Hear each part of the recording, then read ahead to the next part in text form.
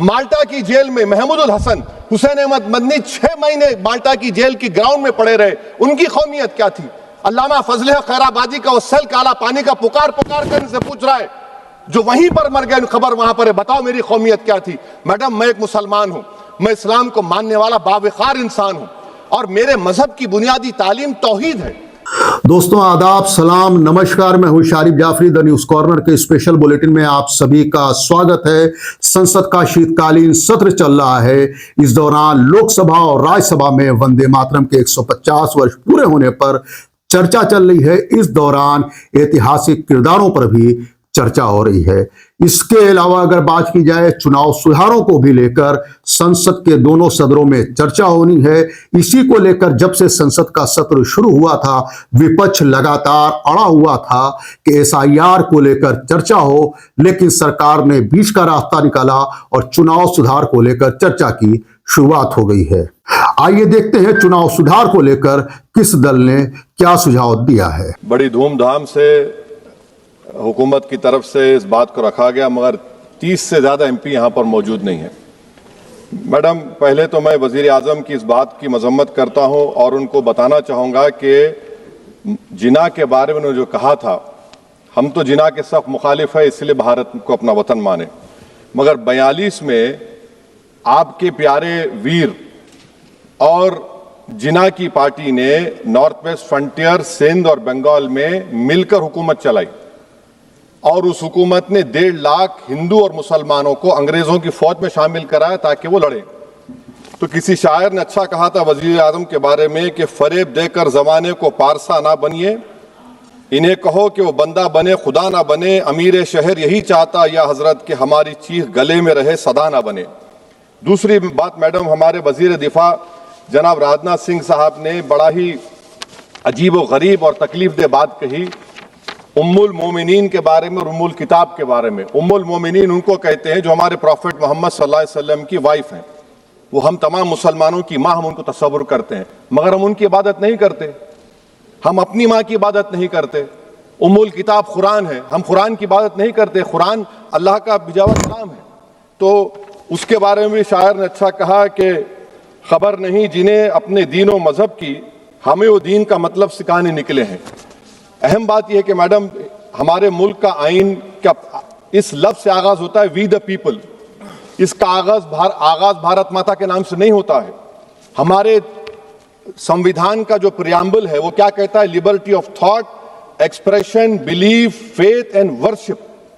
अगर दस्तूर का ये पहला सफा ये बात करता है तो फिर कैसे किसी शहरी को किसी खुदा, देवी, देवता की इबादत करने पर या सजदा करने पर मजबूर किया जा सकता है? आप ही की पार्टी से आज की जो बातें हुई है इसी कब हो रही हैं।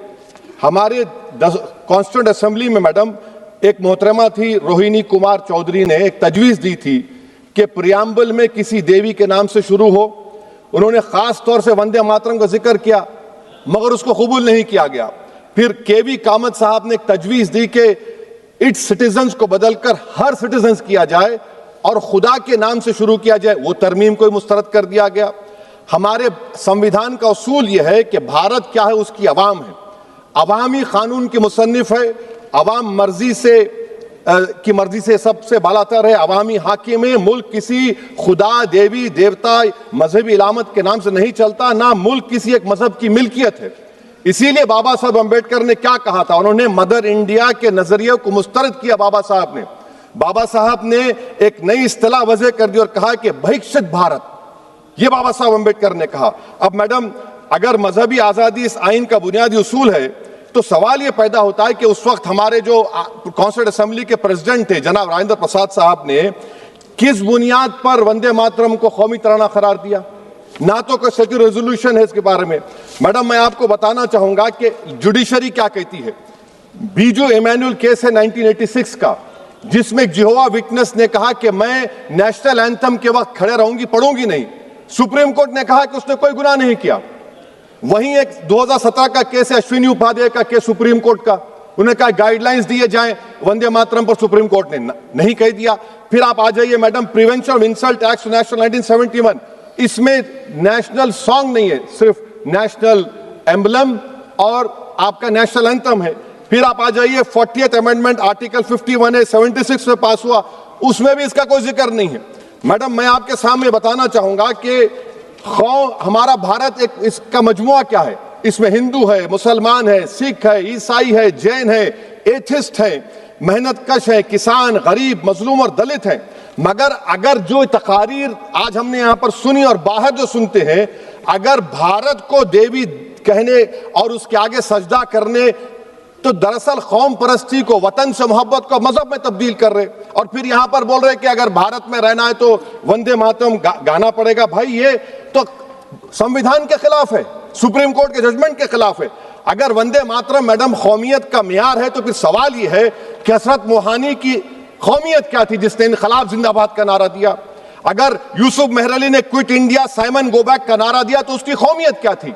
अगर हैदराबाद से मौलवी अलाउद्दीन जो मक्का मस्जिद का पहला मुजरिम है काला पानी में, और तुरेबाज खान जो मारकर लाश को लटका दिया गया था हैदराबाद में 8 दिन तक, उसकी कौमियत क्या थी?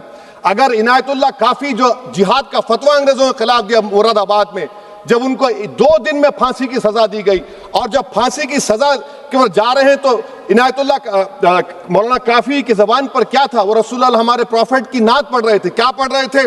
कोई गुल बाकी रहेगा ना चमन रह जाएगा, पर रसूलुल्लाह का दीन हसन रह जाएगा। तो उनकी कौमियत क्या थी? माल्टा की जेल में महमूदुल हसन, हुसैन अहमद मदनी 6 महीने माल्टा की जेल की ग्राउंड में पड़े रहे, उनकी कौमियत क्या थी?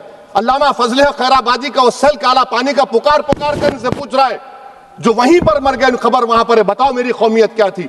मैडम मैं एक मुसलमान हूं, मैं इस्लाम को मानने वाला बावकार इंसान हूं, और मेरे मजहब की बुनियादी तालीम तौहीद है, ला इलाहा इल्लल्लाह, नहीं है कोई खुदा सिवा अल्लाह के।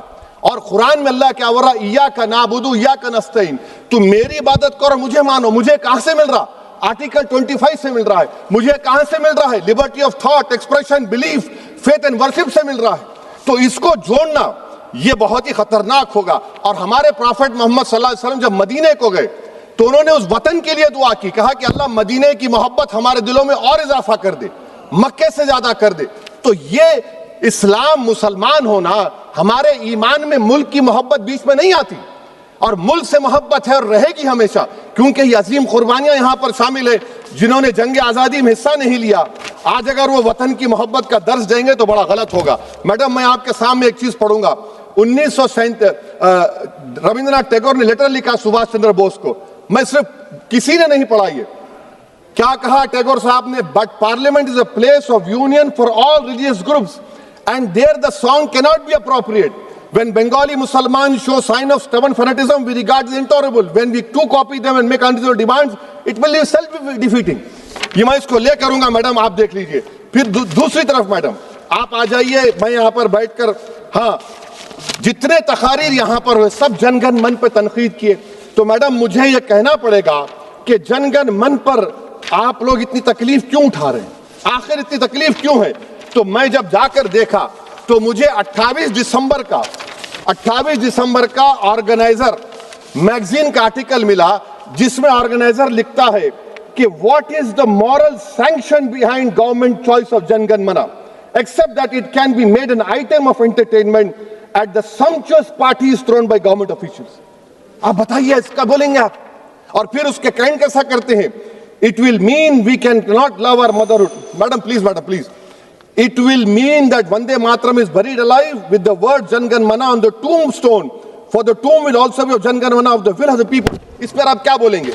मैडम मैं आपको ये बताना चाह रहा हूं कि वतन की मोहब्बत हमारे लिए बहुत अहम है, मगर ये बताइए हमको कि अभी मैडम यहां पर आनंद मठ के बारे में बहुत कुछ कहा गया। मैं सिर्फ 2 मिसालें आपको देता हूं। आनंद मठ के पेज नंबर 70 और 80 को पढ़ लीजिए। इसके बाद सनातन जहां मुसलमानों के घर पाते थे, इन्हें आग लगा देते थे। आप पेज नंबर 98 पढ़िए, हमें सिर्फ इन मुसलमानों को जड़ से खत्म करना है क्योंकि खुदा के दुश्मन बन चुके हैं। फिर आप पेज नंबर 115-16 दीजिए, फिर मुख्तलिफ इलाकों में मुसलमानों को सदा देने के लिए भेजे जाते, जहां भी मुसलमान आबादी नजर आती जला दिया जाता। फिर आप देख लीजिए मैडम सफे नंबर 120 पेज 120, बंकिम लिखते हैं कि सनातियों को मालूम नहीं था कि अंग्रेज हिंदुस्तान को निजात दिलाने वाले हैं। ये आप क्यों कर रहे हैं? अब आप मैडम मैं आपको पेपर्स दे कर दूंगा। मैडम भारत में हमारी आजादी इसलिए आई और बरकरार रही कि हमने मुल्क और मजहब को एक चीज नहीं बनाया, हमने ऐलान किया कि हमारी मुल्क मुख्तलिफ तबकात मज़ाहिब पर मुश्तमिल है, हमारे मुश्तरका तकदीर हमारी कौमियत का सरचश्मा है, यह खास जबान सखावत मजहब नहीं है। अगर वंदे मातरम का मतन कौम और मजहब को एक बना देता है, अगर हम इसे टेस्ट बनाते हैं वफादारी का, तो फिर मान लीजिए कि यह गांधी, अंबेडकर, टैगोर, बोस और लाखों आजादी के सिपाहियों की सोच को छोड़कर गोडसे की सोच की हिंदू कौमी परस्ताना, मैडम खत्म कर रहा हूं, हिंदू कौम परस्ताना को इख्तियार करेंगे। मुझे वतन से बेइंतहा मोहब्बत है मैडम, और इंशाल्लाह हमेशा रहेगी, मगर बावजूद इसके कि मेरी मस्जिद, मेरी इबादत गाह, मेरे कपड़े, मेरे कारोबार पर हमले होते, मगर मैं फिर भी कहता हूं कि वतन मेरा, हर वतन को हम छोड़कर नहीं जाएंगे। मगर हुब्बुल वतनी का क्या मुतालबा है? हुब्बुल वतनी ये कहता है कि वतन से मोहब्बत है तो जुल्म को खत्म करो, गरीबी को खत्म करो, बेरोजगारी को खत्म करो, जबर का खात्मा करो, अमन का गहवारा बनाओ, पाकिस्तान की दहशतगर्दी को खत्म करो, एक्सप्लॉयटेशन को रोको, शरारत को रोको, मुल्क के खिलाफ की जाने वाली साजिश खत्म करो। मैडम, भारत एक चमन है जहां पर हर फूल को खिलना चाहिए, और अगर कोई इस फूल के, अगर पूरे फूल खिलेंगे तो उसकी खुशबू से ये वतन मुअत्तर होगा, मगर अगर इस चमन का माली ये कहेगा कि एक ही फूल खिलेगा, तो मैं जिम्मेदारी के साथ कह रहा हूं, अगर एक ही फूल खिलेगा तो वो सहरा बन जाएगा और माली माली नहीं रहेगा, वो जल्लाद कहलाएगा। तो इसीलिए मैडम, हम उम्मीद करते हैं कि हुकूमत इस पर जोर जबर ना करे। मेरा राइट है, यकीनन मैं जानता हूं कि आजादी के लड़ाई में वंदे मातरम का नारा था, मगर अगर आप इसको जबर करेंगे तो ये संविधान के खिलाफ है। वफादारी का सर्टिफिकेट हमसे मत लीजिए मैडम, खत्म कर रहा हूं, वफादारी का सर्टिफिकेट हमसे मत लीजिए। आपके बुजुर्गों के कोई एक किताब में लिख के क्या लिखा है बता दीजिए, कहां पर क्या लिखा हुआ है।